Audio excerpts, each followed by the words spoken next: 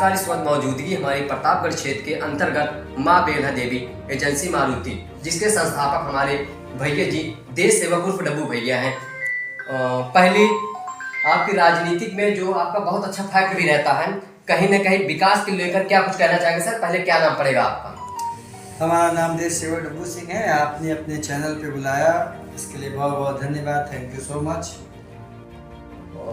दूसरी बात, तो कहीं ना कहीं आपकी जो पत्नी है वो चुनाव लड़ रही है, क्या नाम पड़ेगा उनका? उनका नाम तो आपने पूछा ही होगा, और उनका नाम दीपाली सिंह चौहान है। किस पार्टी से आपकी जो पत्नी है चुनाव लड़ रही है? भारतीय जनता पार्टी से चुनाव लड़ेंगे, और हम लोग जो है पूरे जनता के श्री चरणों में अपने आप को समर्पित कर दिए हैं, जिसमें 248 सदर आपका विश्वनाथगंज, पट्टी और आपका रानीगंज, हम चारों विधानसभा से तैयारी कर रहे हैं। पार्टी जहां से देगी हमको टिकट, हम वहां से चुनाव लड़ेंगे और पार्टी को भारी मतों से विजय बना के अपना एक और विधायक विधानसभा में हम उनको देंगे, और मोदी जी और योगी जी के कदमों को और जो विकास का है उसमें मजबूत करेंगे। विकास को राजनीति को लेकर क्या पहला प्राथमिकता आपकी रहेगी?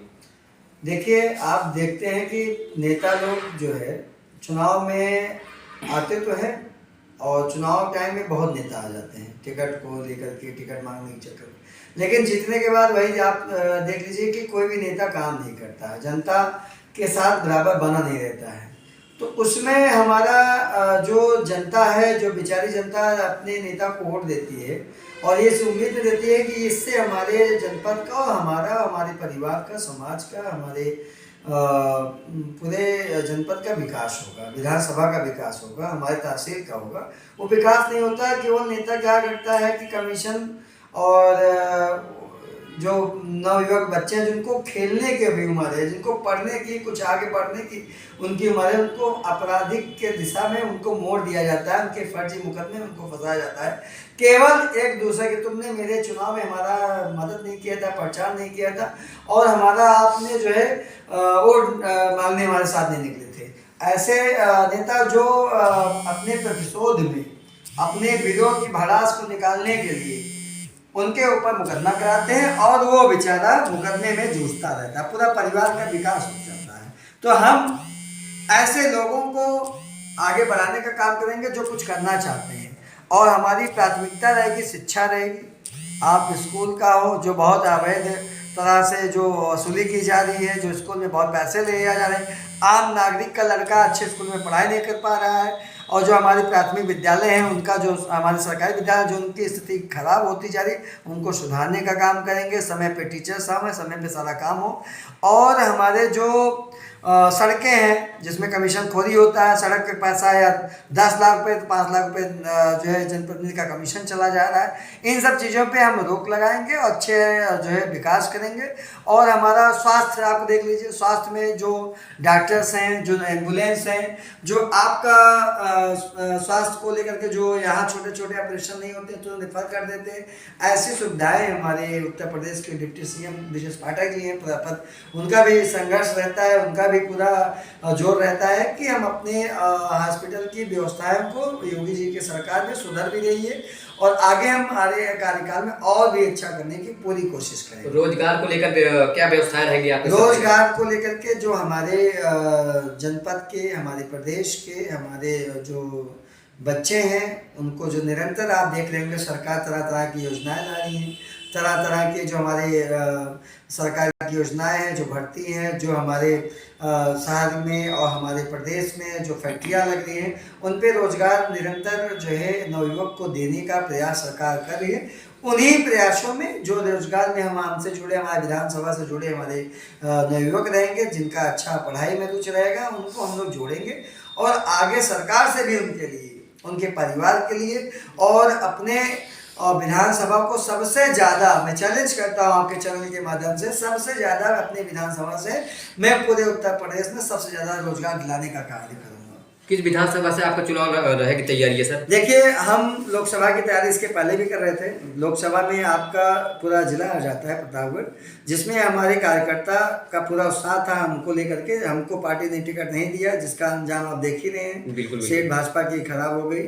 अगर हमको मिली होती तो आज हम कम से कम 1 लाख से ज़्यादा वोटों से प्रतापगढ़ के लोकसभा का सीट जिता के पार्टी को देते, पार्टी के कंधों को मजबूत करते। और हम 247, 248, 249, 250 यानी कि सदर, पट्टी, विश्वनाथगंज और रानीचांद और विधानसभा से तैयारी कर रहे हैं। पार्टी अगर हमको कहीं से भी लड़ाएगी, मैं पार्टी को निश्चित ही भारी मतों से और रिकॉर्ड तोड़ मतों से, पूरे इस उत्तर प्रदेश के सभी रिकॉर्ड तोड़ मतों से मैं पहला ऐसा विधायक हूँगा, मैं या मेरी पत्नी, जो पूरे उत्तर प्रदेश में रिकॉर्ड तोड़ मतों से विजयी होके। किससे फाइट रहेगी आपसी? अब हमारा फाइट तो हमको नहीं लगता हमारे सामने किसी से फाइट है, क्योंकि एक तरफा चुनाव रहेगा। जनता ने मन में ठाना है, इस बार हमको लाना है और हमको विधानसभा भेजेगी जनता। तो मैं निश्चित ही, मैं आपको विश्वास दिलाना चाहूँगा, आप न भूतो न भविष्य ऐसा कोई विधायक जो अभी तक बना होगा, जो बनेगा, मेरे जैसा नहीं रहेगा।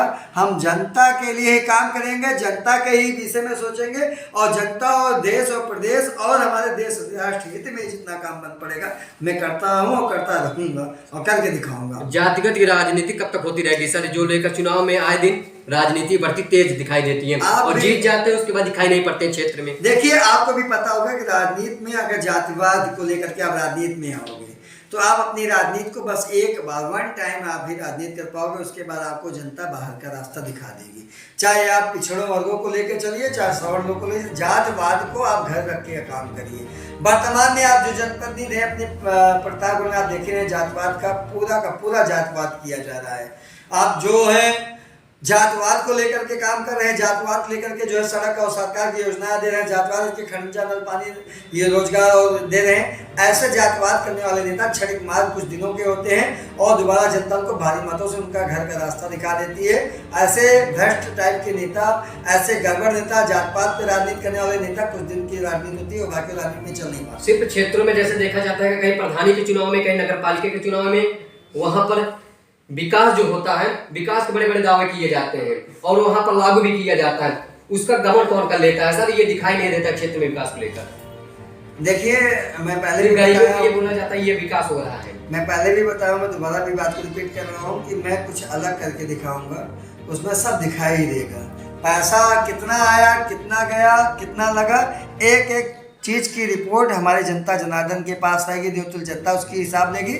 और दूसरा जो आप कह रहे हैं पैसा दिखाई नहीं पड़ता, पैसा खूब दिखाई पड़ता है। बस वो दिखाई कहाँ पड़ता है? नेताओं की बड़ी बड़ी गाड़ियों में दिखाई पड़ता है। दिखाई कहाँ पड़ता है? अधिकारियों के जेब में दिखाई देता है, उनके अकाउंट में दिखाई देता है। सड़क पे काम नहीं होता है, प्राथमिक विद्यालय में काम नहीं होता है, नल पानी टंकी पे काम नहीं होता है। सरकार तो पैसा दोनों हाथों से बेच रही है। बीच के कुछ मीडिएटर हैं जो खराब करते हैं, सरकार की योजनाओं को पूरा धरती पे लागू नहीं होने देते हैं। ऐसे भ्रष्ट अधिकारियों के खिलाफ भी, भ्रष्ट नेताओं के खिलाफ भी, बीच के मीडिएटर जो भी हैं उनको हमारी सरकार के द्वारा उनके खिलाफ भी मैं कार्रवाई कराऊंगा। अभी भी जो काम गड़बड़ किए उनके खिलाफ भी कराऊंगा, उनकी जाँच कराऊंगा। जाँच में अगर दोषी पाए जाएंगे तो मैं आपके चैनल के सामने मैं आपको लाइव बोल रहा हूँ कि उनको मैं जेल भिजवाने का कार्य करूँगा, वो चाहे जिस दल के होंगे नेता। 2026 में लोगों को क्या संदेश देना चाहेंगे जनता को सर आप? 2026 में बस एक ही संदेश देना चाहूँगा कि आप लोग जो है अपने परिवार और अपने समाज के लोगों को आपस में सब लोगों को जोड़ के चलिए, कहीं भी वाद विवाद मत करिए। नशा मुक्त आप अपने समाज को बनाइए, अपने दोस्तों को बनाइए। गाड़ी आप स्पीड में चलाते हो तो आप नवयुवक जो हों उनको भी संदेश देना, वो स्पीड में ना चलाएं। कोहरा बहुत है, धुंध बहुत है।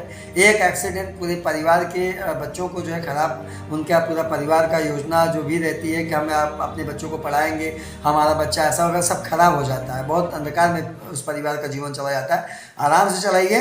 और 2026 में और जो है आपको बताना चाहूँगा, नव वर्ष को लेकर क्या कुछ कहना चाहते हैं? हाँ, 2026 में चुनाव भी है जिला पंचायत का, तो मैं युवा साथियों से संदेश बस इतना ही देना चाहूँगा कि साथ में जुड़िए।